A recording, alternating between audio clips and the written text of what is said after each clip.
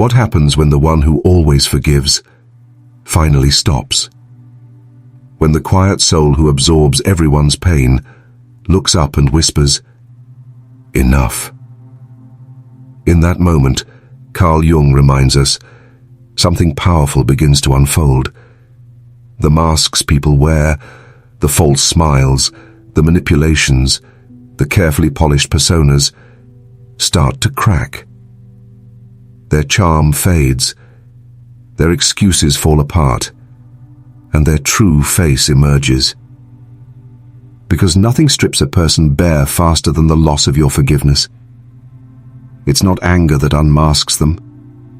It's your refusal to excuse their darkness any longer. We live in a world where forgiveness is treated like currency. The more you forgive, the more good you're considered. The empath becomes the saint, the healer, the one everyone points to and says, "Look, this is what unconditional love looks like." And for a while, the empath believes it too.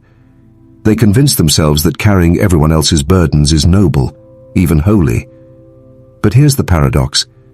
The very people who praise the empath's kindness are the same ones who exploit it. They know the empath will bend before they ever break. They know no matter how many times they cross the line, they'll be welcomed back in. It's the family member who apologizes only to repeat the same betrayal. It's the partner who promises to change, but never intends to. It's the friend who takes and takes, draining your energy, but never once asks how you are truly doing.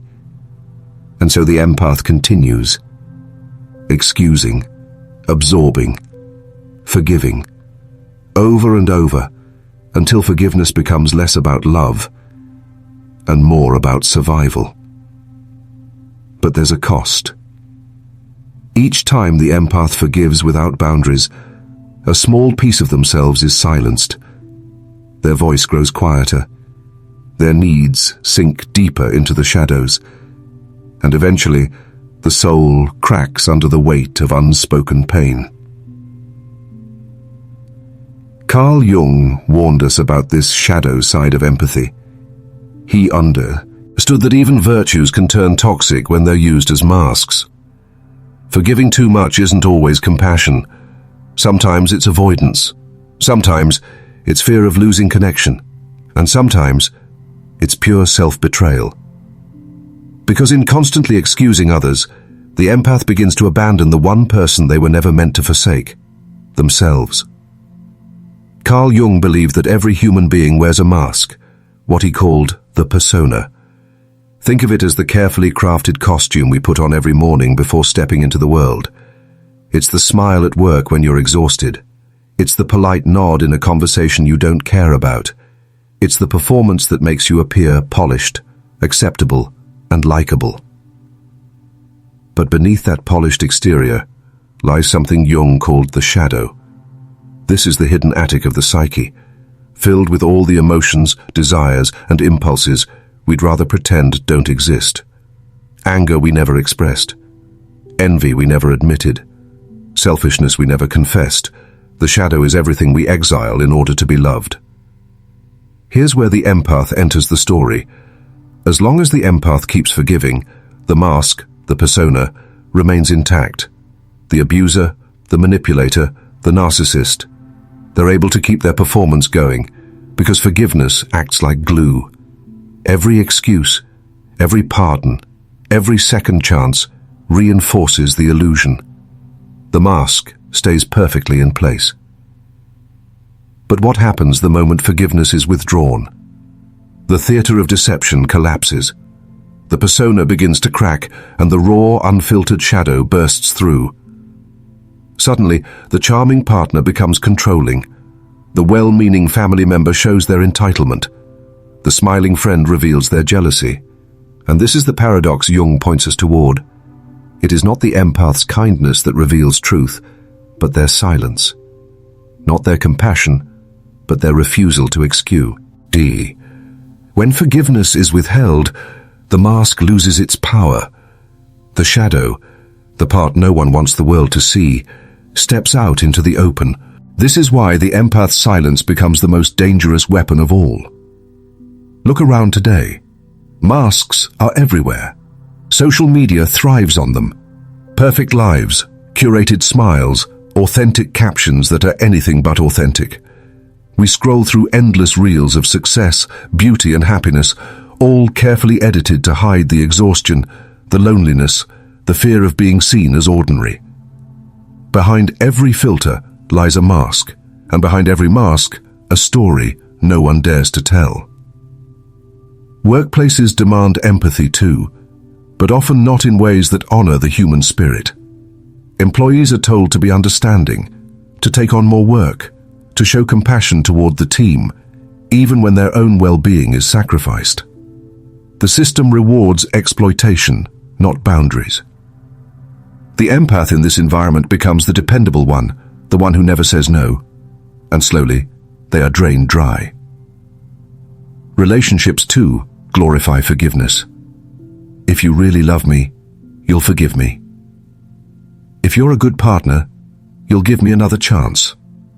What sounds like devotion often becomes a cycle of manipulation, where the empath is conditioned to stay quiet, to bend, to excuse the inexcusable. Forgiveness becomes the lock on their own cage. Even spirituality has joined this performance. Buzzwords like love and light are plastered everywhere, yet many of these teachings ignore boundaries, pain, and truth. The empath is told to rise above, to keep forgiving, to never let anger or resentment surface, as if being human were a sin. And here lies the uncomfortable truth. Predators survive because the empath forgives. Exploitation continues because someone keeps excusing it. But what happens when the empath finally refuses? When they stop excusing, stop absorbing, stop bending? That's when reality surfaces. That's when manipulation collapses. That's when the masks, carefully worn for years, begin to crumble into dust. The world tells empaths, if you stop forgiving, you'll be bitter, you'll be cruel, you'll be alone. That's the myth. A story whispered to keep them obedient, to keep them soft, to keep them bending under the weight of others. But Carl Jung flips this narrative on its head. He reminds us that refusing to excuse someone's darkness is not an act of cruelty. It is an act of clarity. It's the moment the fog clears and the mirror sharpens. The empath, once the shield that protected others from their own reflection, suddenly steps aside. And what's revealed? The raw, unfiltered truth. This is why withholding forgiveness is so powerful. It's not about revenge. It's not about hatred. It's about forcing the mask to fall.